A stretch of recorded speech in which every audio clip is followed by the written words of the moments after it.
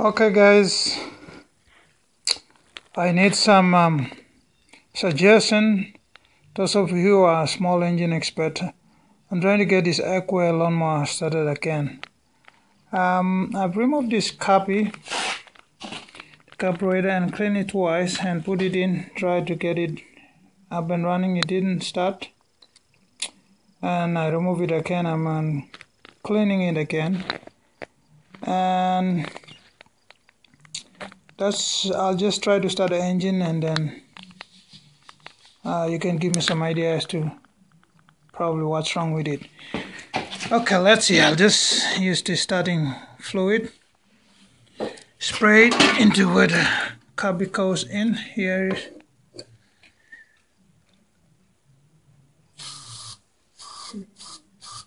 Okay, and let's start it and then see. It has good crank, good compression.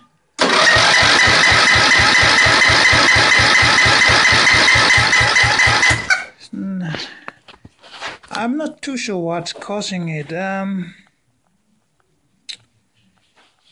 don't know.